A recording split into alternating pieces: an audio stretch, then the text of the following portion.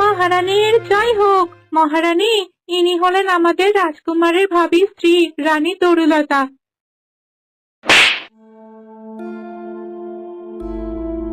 কত বড় সাহস! যত বড় মুখ নয় তত বড় কথা। ছোট লোকের জাত হয়ে কোন সাহসে তুই আমার নাম মুখে নিয়েছিস? ক্ষমা করবেন রানীমা, আপনি মহারানীর কাছে নতুন, আপনার পরিচয় না দিলে তো উনি বুঝবেন না, এজন্য আমি সম্বোধন করেছি, ভুল মার্জনা করবেন।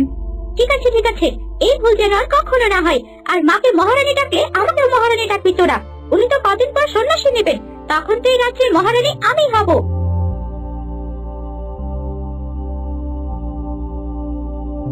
মা তরুলতা, তুমি আমার কাছে এসে বসো মা।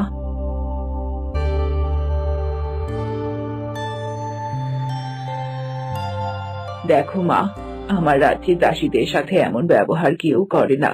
ওরা আমাদের দাসী হলেও আমরা কিন্তু ওদের ওপরই নির্ভরশীল। দেখো, সারাদিন ওরা আমাদের জন্য কত পরিশ্রম করে, ওদের সাথে এমন ব্যবহার করতে নেই মা। ওদের তো মাথায় তুলবেন না মা, একেবারে পেয়ে বসবে। আচ্ছা, এটা নিয়ে আমরা পরে কথা বলবো। আগে তোমার উপহারগুলো এই। দাসী আমার পুত্রবধূর জন্য যে থালা আমি নিজ হাতে সাজিয়ে রেখেছি তা নিয়ে এসো, যাও।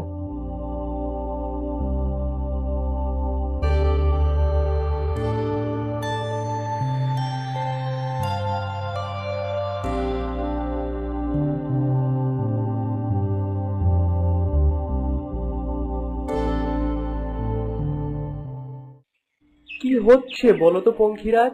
তুমিও তো তরুলতাকে দেখেছো, ওর স্বভাব তো এমন নয়। তাহলে এখানে এসে ও এমন করছে কেন? আমিও কিছু বুঝতে পারছি না মিহির। তার যেমন স্বভাব, সে তো একজন উত্তম রানী হবে, আমাদের রানীমার মতো। অথচ এখানে এসে তাকে যেন চেনাই যাচ্ছে না। আমিও তো তাই ভাবছি। এমন চললে বাবা তো তাকে কখনোই মেনে নেবে না, কারণ রাজ্যের জন্য উত্তম রানী হতে পারে এমন কাউকে উনি আমার জীবনসঙ্গী হিসেবে মেনে নেবে। কুমার, মহারানী আপনাকে ডেকেছেন, অতি জরুরি তলব। ঠিক আছে, যাও, আমি আসছি এখনই।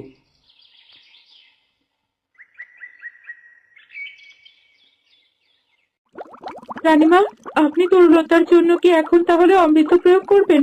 হ্যাঁ দাসী, এই অমৃতের দ্বারা আমি ওকে মানুষ রূপে তো ফিরিয়ে আনতে পারবো না, তবে ওর প্রাণ বাঁচানোর শেষ চেষ্টা আমি করব। যে রূপেই হোক, তবু ওর প্রাণটা বাঁচুক রানীমা।